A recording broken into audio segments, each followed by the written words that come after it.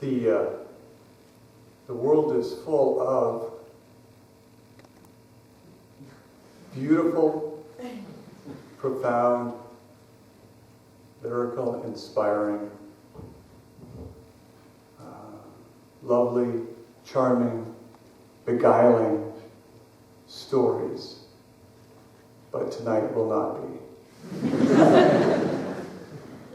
One of my favorite writers is a woman named Joy Williams, who wrote an essay called Babies, Babies, Babies that made her the most despised writer in America for a long time.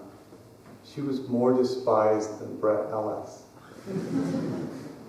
People hated her in America more than you hate Martin Amis. I loved her for that. And Joy Williams' response to all of this public hatred was that you do not write to make friends.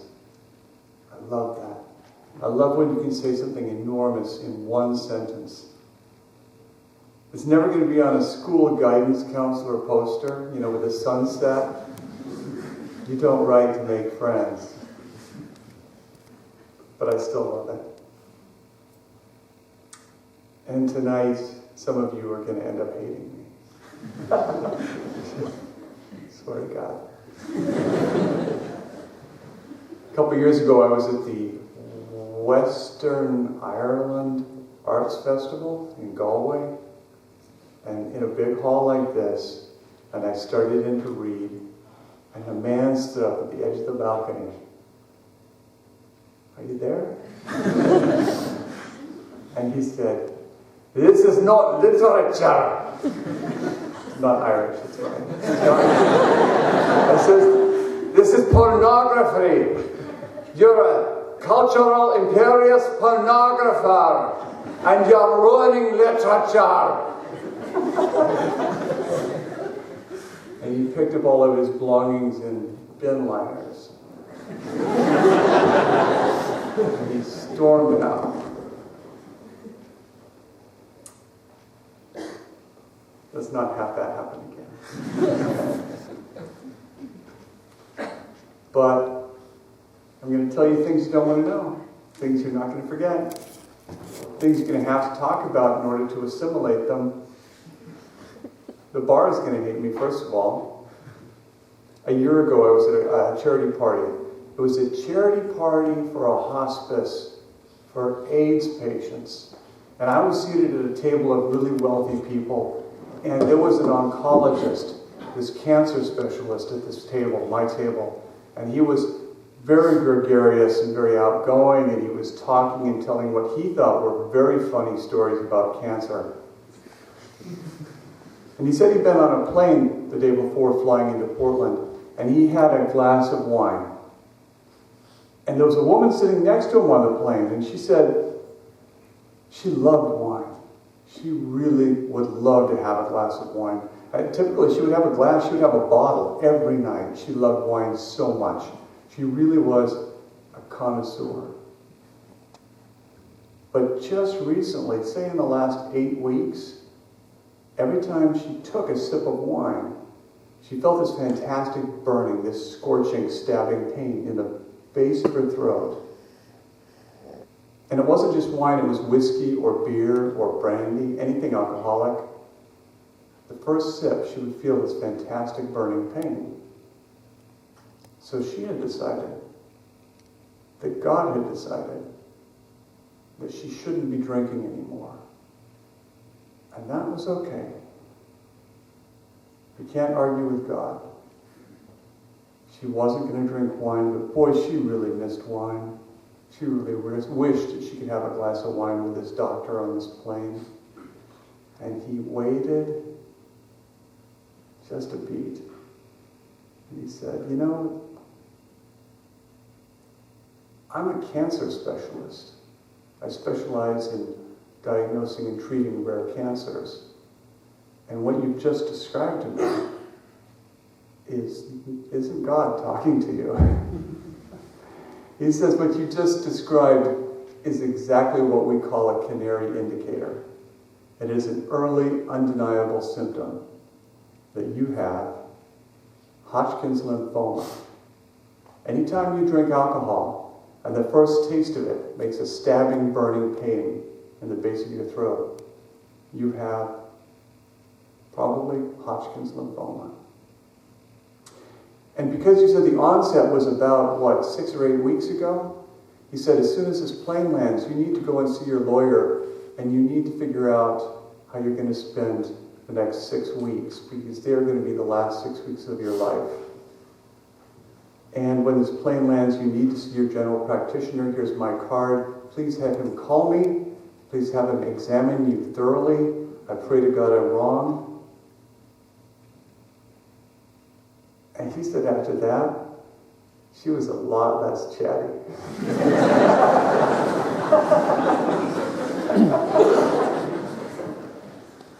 And 2 days later, he got a call from her doctor who said, you're right. She's going to be dead within 2 months. She had no idea. But you could have been a little less of a prick about how you told her. And now, for the rest of your lives, every time you go out, every Friday night, every little drinks party, every wedding reception, that first drink isn't going to be a good thing anymore. That drink is going to be, do I have cancer? Do I have cancer? Do I have cancer? Cancer-free as of right now. But the good news is that the second drink will taste better than any second drink. You've always taken that second drink for granted. And now the second drink is what counts. So, I'm going to read a story people have been requesting all along this tour. If it's not the story you want to hear, suck it. Guts. Inhale. Take in as much air as you possibly can. This story should last about as long as you can hold your breath, and then just a little bit longer. So listen as fast as you can. A friend of mine, when he was 13 years old, he heard all about pegging. This is when a guy gets banged up the butt with a dildo. Stimulate the prostate gland hard enough, and the rumor is that you can have explosive, hands-free orgasms. At that age, at 13, this friend's a little sex maniac. He's always jonesing for a better way to get his rocks off.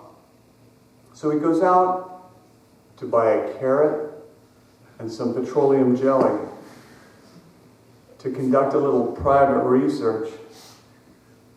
Then he pictures how it's going to look at the supermarket check stand.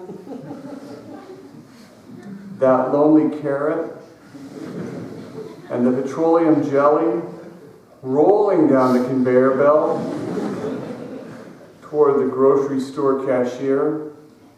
All the shoppers waiting in line, watching. Everybody seeing the big evening he has planned. So my friend,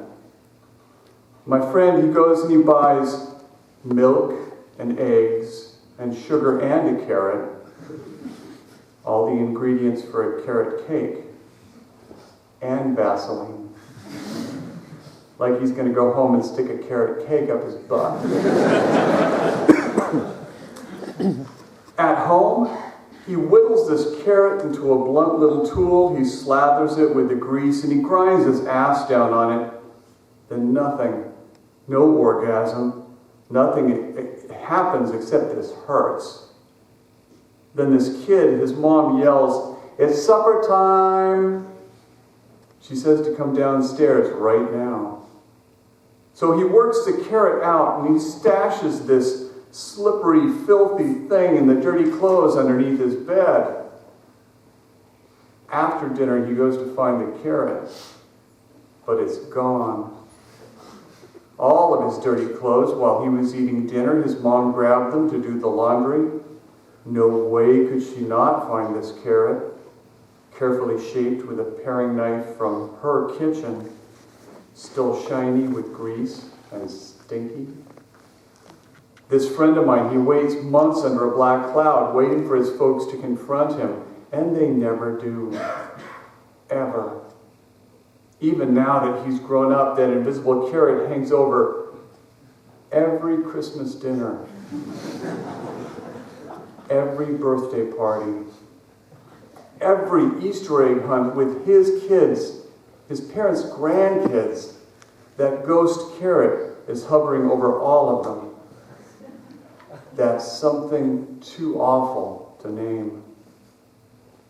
People in France, they have a phrase, they say, spirit of the stairway in French, esprit d'escalier. It means that moment when you find the answer, but it's just too late. Say you're at a party and somebody insults you.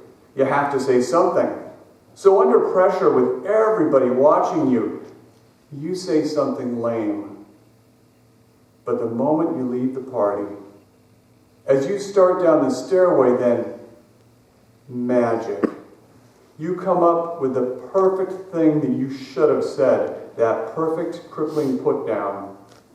That is spirit of the stairway. The trouble is, even the French don't have a phrase for the stupid things you actually do say under pressure, those stupid, desperate things you actually think, or that you do. Some deeds are too low to ever get a name, too low to even get talked about. Looking back, kids' psych experts, school counselors, they now say that most of the peak in teen suicide, the last peak, was kids trying to choke while they beat off. Their folks would find them, a towel twisted around their kid's neck, the towel tied to the rod in their bedroom closet, their kid dead sperm everywhere. Of course, their folks cleaned up. They put some pants on their kid. They made it look better, intentional at least, like the regular sad kind of teen suicide. Another friend of mine, a kid from school, his older brother in the Navy, said how guys in the Middle East, they jack off different than we do here. This brother was stationed in some camel country where the public market sells what could be fancy letter openers. Each fancy tool is a thin rod of polished brass or silver, maybe as long as your hand, but with a big tip at one end, either a big metal ball or the kind of fancy carved handle that you'd see on a sword. This Navy brother says how Arab guys, they get their dick hard, and then they insert this metal rod inside the whole length of their boner. They jack off with the rod inside, and it makes getting off so much better, more intense. It's this big brother in the Navy who travels around the world sending back French phrases, Russian phrases, helpful jack-off tips. After this, the little brother, one day he doesn't show up at school. That night he calls to ask if I'll pick up his homework for the next couple weeks because he's in the hospital. He's got to share a room with old people getting their guts worked on. He says how they all have to share the same television. All he's got for privacy is a curtain. His folks don't come to visit. On the phone he says how right now his folks could just kill his big brother in the Navy. On the phone the kid says how the day before he was just a little bit stoned. At home in his bedroom, he was flopped on the bed. He was lighting a candle and flipping through some old porno magazines, getting ready to beat off. This is after he's heard from his Navy brother that helpful hint about how Arabs beat off. The kid looks around for something that might do the job. A ballpoint pen is too big. A pencil is too big and too rough. But dripped down the side of the candle, there is a thin, smooth ridge of wax. that just might work. With just the tip of one finger, this kid snaps the long ridge of wax off the candle. He rolls it smooth between the palms of his hands, long and smooth and thin. Stoned and horny, he slips this down inside, deeper and deeper into the piss slit of his boner. With a good hank of the wax still poking out the top, he gets to work. Even now, he says, those Arab guys are pretty damn smart. They have totally reinvented jacking off. Flat on his back in bed, things are getting so good, this kid can't keep track of the wax. He's one good squeeze away from shooting his wad when the wax isn't sticking out anymore. The thin wax rod is slipped inside, all the way inside. So deep inside that he can't even feel the lump of it inside of his piss tube. From downstairs, his mom shouts, "It's supper time."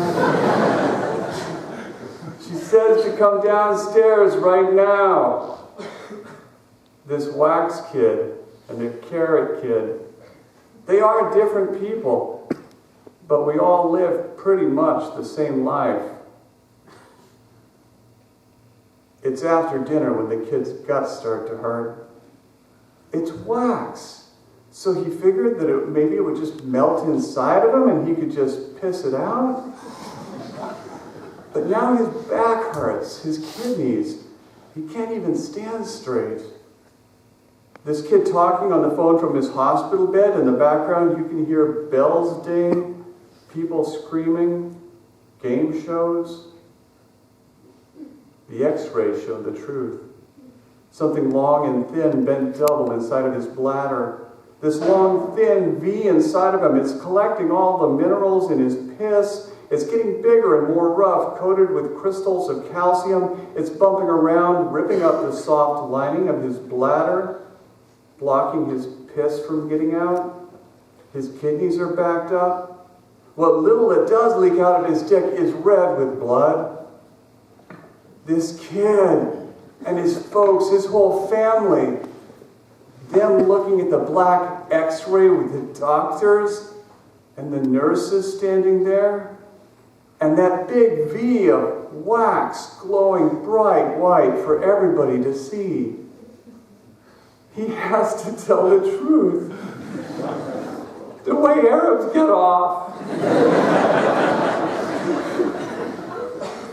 What his big brother wrote him from the Navy. On the phone, right now, he starts to cry. They paid for the bladder operation with his college fund. One stupid mistake, and now he'll never be a lawyer. Sticking stuff inside yourself, sticking yourself inside of stuff. A candle in your dick or your head and a noose. We all knew that this was going to be big trouble. What got me in trouble, I used to call it pearl diving. This meant whacking off underwater, sitting on the bottom of the deep end of my parents' swimming pool. With one deep breath, I'd kick my way to the bottom and slip off my swim trunks. I'd sit down there for 2, 3, 4 minutes. Just from jacking off, I had huge lung capacity. If I had the house to myself, I could do this all afternoon. After I'd finally pump out my stuff, my sperm, it would hang there in big, fat, milky gobs. After that was just more diving, to catch it all, to collect it, and to wipe each handful at a towel. That's why it was called pearl diving. Even with the chlorine, there was my sister to worry about. Poor Christ Almighty, my mom. That used to be my worst fear in the world. My teenage virgin sister thinking she's just getting fat. And then giving birth to a 2-headed retard baby. both the heads looking just like me. Me, the father and the uncle. Still, in the end, it is never what you worry about that actually gets you. The best part of pearl diving was the inlet port for the swimming pool filter and the circulation pump. The best part was getting naked and sitting on it. As the French would say, who doesn't like getting their butt sucked? Still, 1 minute you're just a kid getting off, and the next minute you'll never be a lawyer. 1 minute I am settling on the pool bottom and the sky is wavy light blue through 8 feet of water above my head. The world is silent except for the heartbeat in my ears. My yellow striped swim trunks are looped around my neck for safekeeping, just in case a friend, a neighbor, somebody shows up to ask why I skipped football practice. The steady suck of the pool inlet hole is lapping at me, and I'm grinding my skinny white ass around on that feeling. 1 minute I've got enough air and my dick's in my hand, my folks are gone at their work, and my sister's got ballet, and nobody is going to be home for hours. My hand brings me right to getting off, and I stop.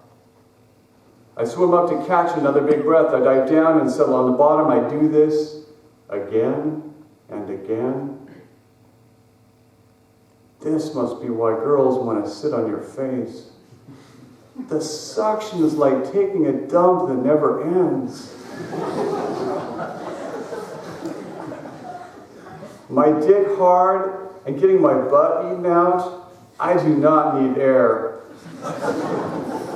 My heartbeat in my ears, I stay under until bright stars of light start whirling around in my eyes, my legs straight out, the back of each knee rubbed raw against the concrete bottom. My toes are turning blue, my toes and fingers wrinkled from being so long in the water.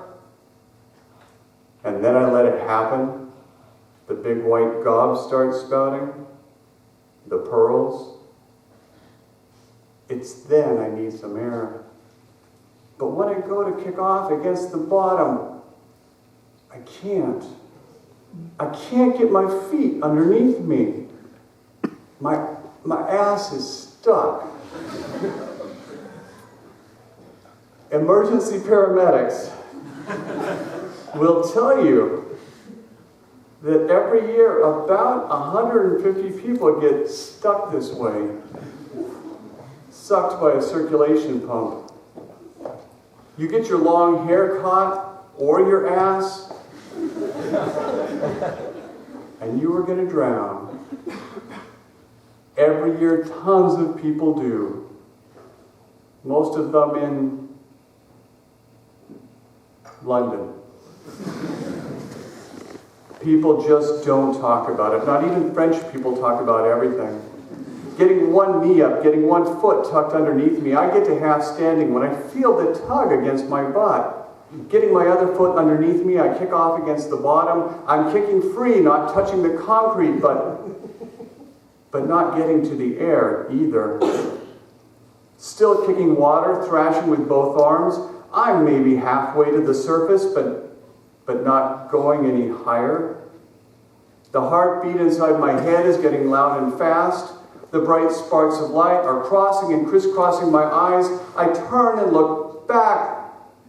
But it doesn't make any sense. This thick rope, some kind of snake, blue-white and braided with veins, has come up out of the pool drain, and it's holding on to my butt. Some of the veins are leaking blood, red blood that looks black underwater and drips away from little rips in the pale skin of the snake.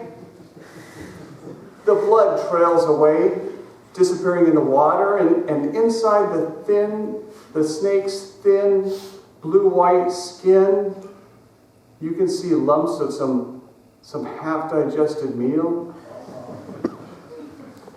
That's the only way this makes sense. Some horrible sea monster. A sea serpent. Something that's never seen the light of day. It's been hiding in the dark bottom of our swimming pool drain, just waiting for a chance to eat me. So I kick at it. I kick at the slippery, rubbery, not as skin and veins of it, and more of it seems to pull up out of the pool drain.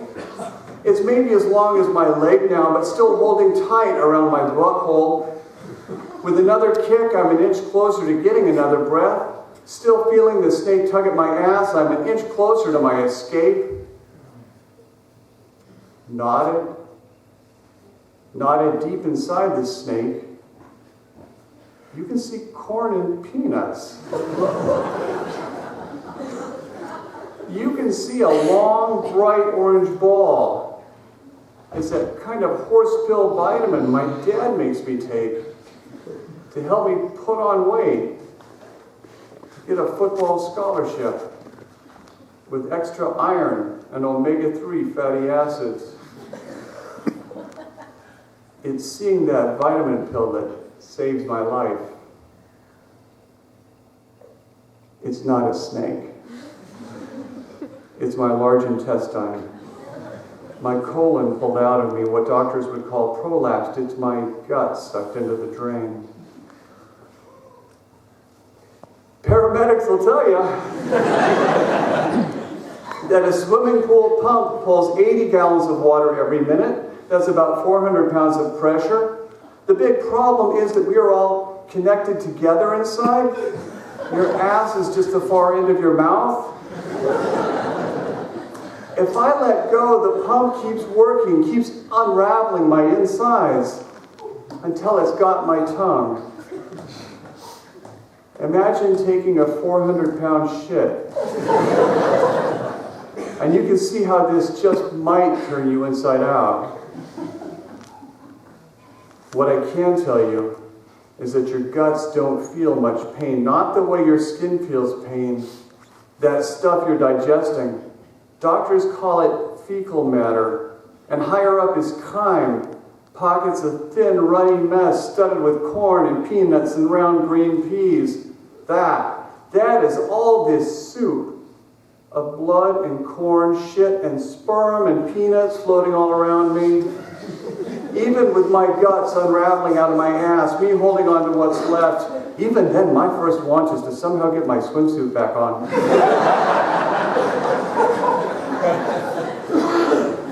God forbid my folks see my dick.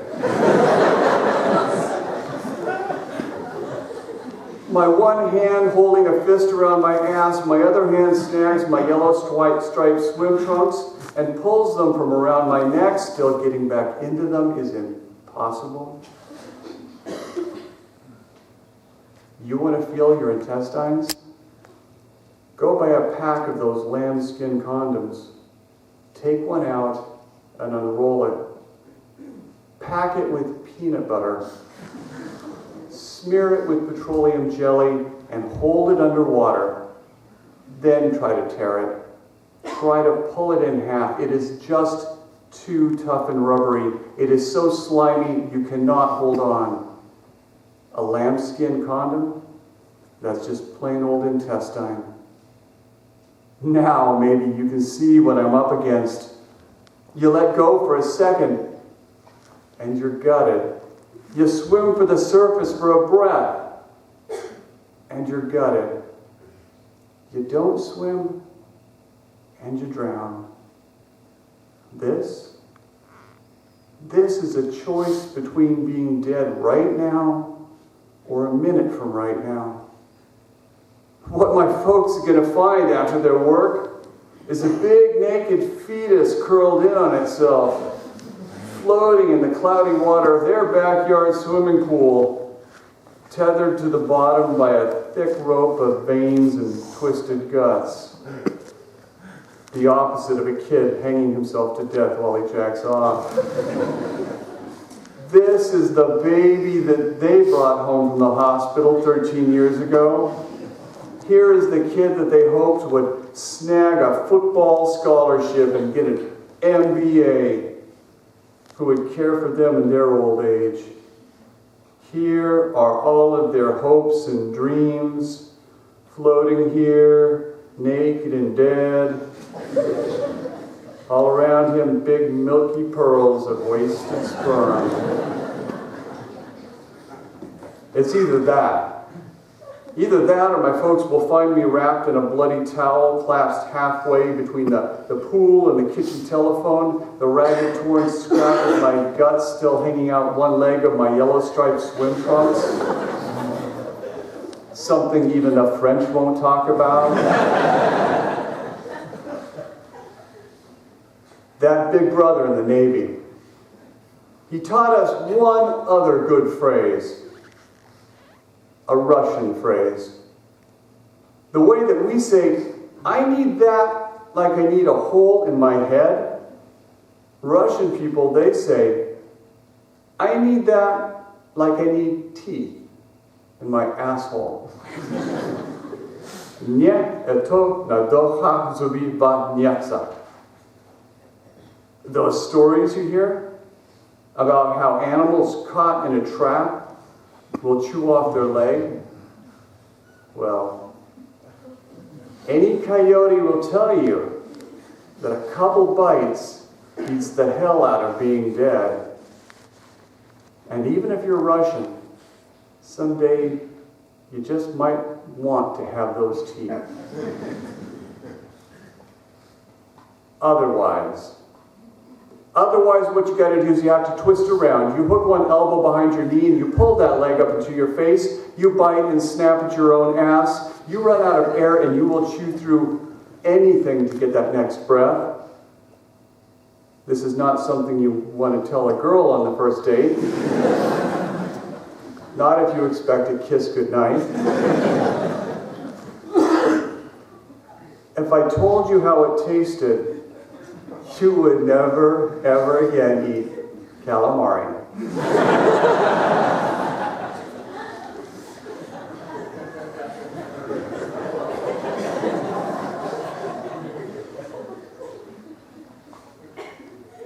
It's really hard to say what my folks were more disgusted by. How I got myself into trouble or how I got myself out of trouble. After the hospital, my mom said, "You didn't know what you were doing, honey. You were in shock." And she learned how to cook poached eggs. All of you people out there, grossed out or feeling sorry for me, I need that like I need teeth in my asshole. Nowadays, people always tell me I look too skinny. People at dinner parties, they get all quiet and pissed off when I don't eat the pot roast they cooked. Roast kills me, baked ham, anything that hangs around inside my guts for longer than a couple hours, it comes out still food. Home-cooked lima beans or chunk-like tuna fish, I'll stand up and find it still sitting there in the toilet. After you've had a radical bowel resectioning, you don't digest meat so great. Most people, you have 5 feet of large intestine. I am lucky to have my 6 inches. So I never got a football scholarship. I never got an MBA. Both my friends, the wax kid and the carrot kid, they both grew up. They both got big. But I have never weighed a pound more than I did that day when I was 13. Another big problem was my folks. They had paid a lot of good money for that swimming pool. In the end, my dad just told the pool guy it was a dog. The family dog fell in and drowned. The dead body got pulled into the pump. Even when the pool guy cracked open the filter casing and fished out a rubbery tube, a watery hank of intestine, with a big orange vitamin pill still inside, even then, my old man just said, "That dog was fucking nuts."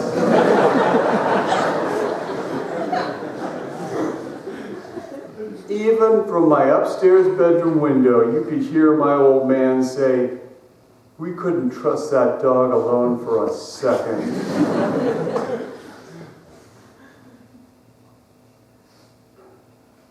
Then my sister, Mr. Period.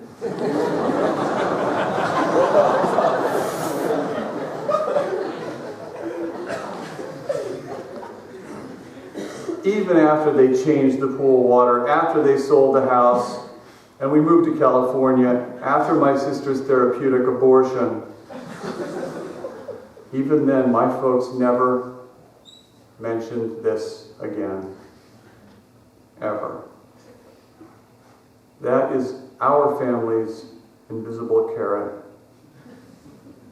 Now you can go and take a good deep breath, because I still have not. That's God's.